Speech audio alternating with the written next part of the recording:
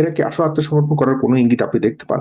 ইরানের পররাষ্ট্রমন্ত্রী বলেছে যে আমরা মানে আহ, প্রস্তুত রয়েছে সব ধরনের যুদ্ধ করবার জন্য, এবং যত দিন লাগে, যত লম্বা সময় যুদ্ধ করার প্রয়োজন তবু আমরা করবো, সেই জন্য আমরা প্রস্তুত আছি। এরকম গুজব বলেন, যেটাই বলেন না কেন, মৃত্যুর খবর, ক্ষয়ক্ষতির খবর, ক্যাজুয়ালিটি, এগুলো মানে ছড়ানো হয়।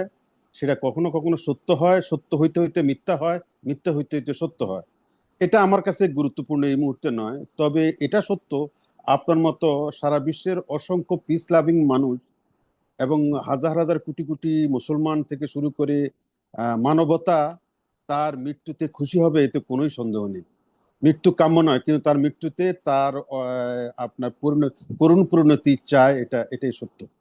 এখন আমি যেটা বলতে চাইবো, এই যে যুদ্ধটা হচ্ছে, আপনিও বলতে চাচ্ছেন ইরান, মানে আমার পূর্ববর্তী দুইজন বক্তা বলছিলেন যে তাদের সাথেও আমি সুর বিলাইতেই হয়, যে ইরান এই অবস্থা পৌঁছাইছে এখন। একটা কথা আছে, আমরা একজন মনীষী বলছিল যে যে জিনা হায় তো মরতে যা, মরনা তেরা জিনা হায়।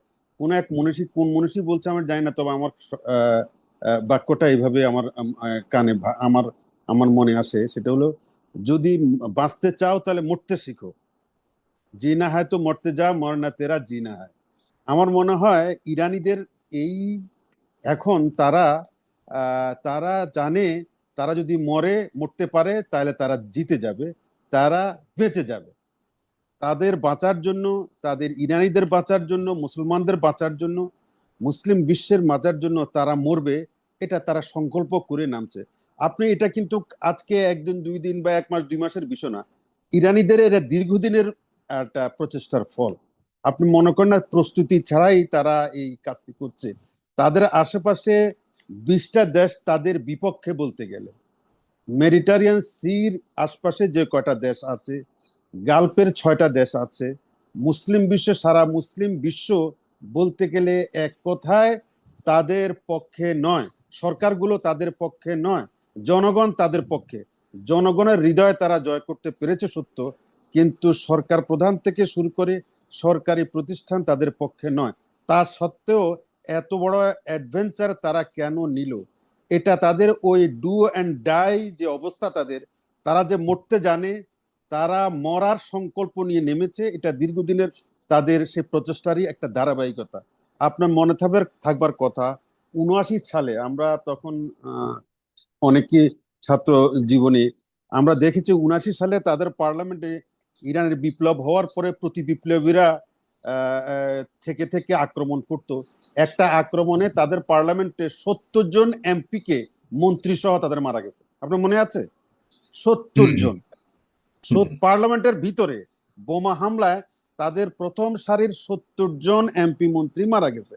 তা সত্ত্বেও ইরানি বিপ্লবের কোনো শূন্যতা তৈরি হয়নি। লক্ষ্য করেছেন? এটা বিরাট। এটা এই ইতিহাস আমাদেরকে জানতে হবে। ইরানিরা কি, ইরানিরা কিরকম জাতি, এবং আমরা মুসলিম বিশ্ব অনেক কথাই বলতে পারি, তাদের সাথে আমাদের আকিদার অনেক গরমিল বা ডোনাল্ড ট্রাম্পের বেমিল। পক্ষ থেকে যেসব কথাগুলি বলা হচ্ছে জনাব মাহমুদুর রহমান, সে চাচ্ছে যে ইরানিরা আত্মসমর্পণ করুক। মানে বিভিন্ন ভাবে কিন্তু তার ইঙ্গিত একটাই, যে যত চাপ দিচ্ছে বিভিন্ন ভাবে, বিভিন্ন আক্রমণের চাপ দিচ্ছে, হুমকি দিচ্ছে, সবকিছু মিলিয়ে তার একটাই কথা যে তোমরা আত্মসমর্পণ করো।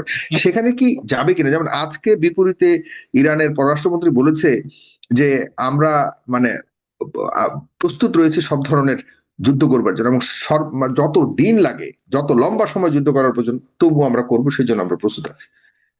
এরা কি আসলে আত্মসমর্পণ করার কোনো ইঙ্গিত আপনি দেখতে পান? না, আমি কোনো ইঙ্গিত তো দেখবই না।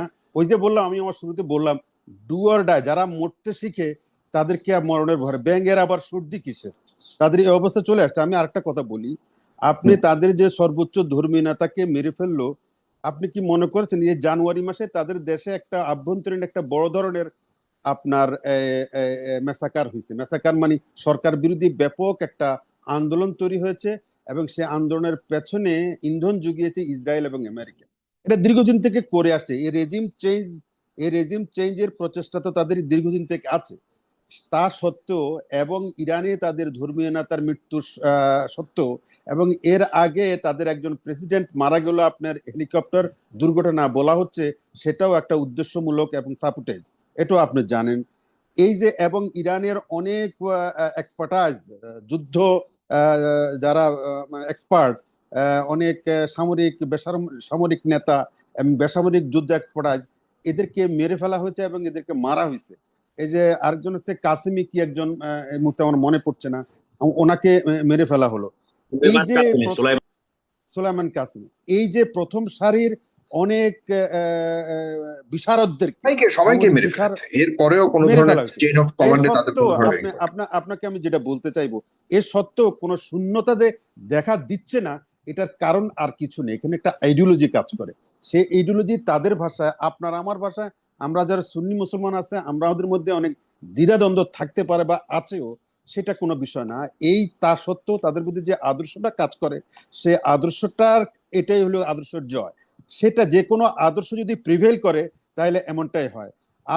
আপনি লক্ষ্য করে থাকবেন, ডোনাল্ড ট্রাম্প সে বলছে যে ওয়াশিংটনের অনুমোদন ছাড়া ইরানের সর্বোচ্চ নেতা হিসেবে তারা যে জাভেদ, এখন যে ওনার সর্বোচ্চ নেতার ছেলে মুজতাবা খামেনিকে যে নিয়োগ দেওয়া আছে, সে বেশি দিন টিকবে না। উনি কিভাবে বলেন, দেখেন, এটা একজন আরেকটা দেশের প্রেসিডেন্ট কি হবে না হবে উনি ডিকটেট করছেন, যে এই কথাটা কোনোভাবেই ইরানের তো এটা মানে পাত্তা দেনই নাই। উপরন্ত তারা যেভাবে আক্রমণাত্মক, শুধু আক্রমণাত্মক না, তারা যেভাবে জবাব দিচ্ছে ইসরায়েল, দেখেন, ইসরায়েলকে আপনার মোকাবেলা করা, ইসরায়েলকে এক হাত দেখে দেওয়া, এটা আসলে একমাত্র ইরান ছাড়া, মধ্যপ্রাচ্যের ইরান ছাড়া আর কারো পক্ষে সম্ভব নয়। এটা আপনি নির্দ্বিধায় এবং আপনি সহজেই বলতে পারেন। কারণ শেখ শাসিত অঞ্চল যে 6টা দেশ জিসিসিভুক্ত আছে, এদের দ্বারা কখনোই হবে না। আপনি জানেন 68 সালের ওয়ার এবং 73-এর ওয়ার, সেই ওয়ারগুলোতে যার যার অবস্থান, সুবিধা মতো অবস্থান নিয়ে যা সবাই পাততাড়ি গুটিয়ে চলে গেছে। আপনি সিনাই পর্বতমালা, তারপরে আপনার এই যে গাজা, এইসব নিয়ে যে যুদ্ধগুলো হয়েছে, সেই যুদ্ধতে দেখা গেছে কি যার যার স্বার্থ নিয়ে সেটা চলে গেছে। জর্ডান একটা আপোষ রক্ষা চলছে, আপনার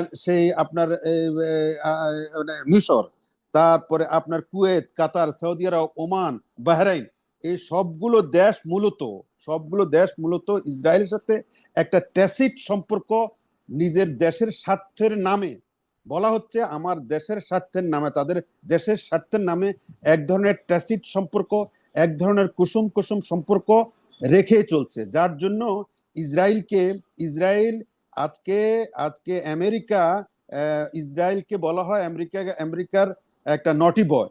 এই একটা ছোট্ট একটা দেশ, যে ছোট্ট দেশ সারা মুসলিম বিশ্বের উপরে ছড়ি ঘুরাচ্ছে।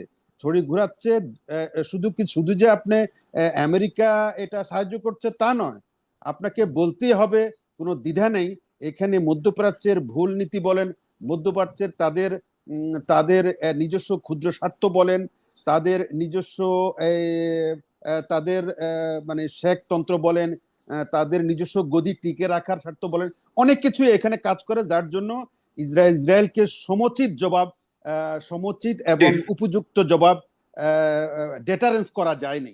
একমাত্র মধ্যপ্রাচ্যে ইরানি পাচ্ছে বিভিন্ন সময় প্রমাণিত হয়েছে যে তারা শুধু কথায় বলছে না, তারা কাজেও দেখাইতে পারতেছে যে তারা আমেরিকাকে এবং ইসরায়েলকে আপনার মোকাবেলা করতে পারছে। সেটার প্রমাণ আমরা এই কয়েকটা বিশেষ করে জানুয়ারিতে সবসময় প্রমাণ দিয়েছে, আজ পর্যন্ত তাদের শেষ করতে হবে।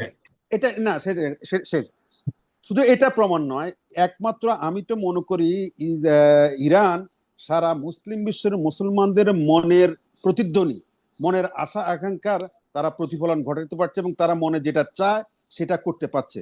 এখন এটা কেন পারছে ওই আইডিওলজির কারণে, ওই আদর্শের কারণে। তারা ডু আর ডাই, তারা জানে যে তারা যে অবস্থানে আছে, যদি তারা এই মানে ইসরায়েলকে এবং আমেরিকাকে মোকাবেলা করার জন্য তাদের যে প্রস্তুতি, তাদের দীর্ঘদিনের প্রস্তুতি, সেটা তারা রেখে দিয়েছে।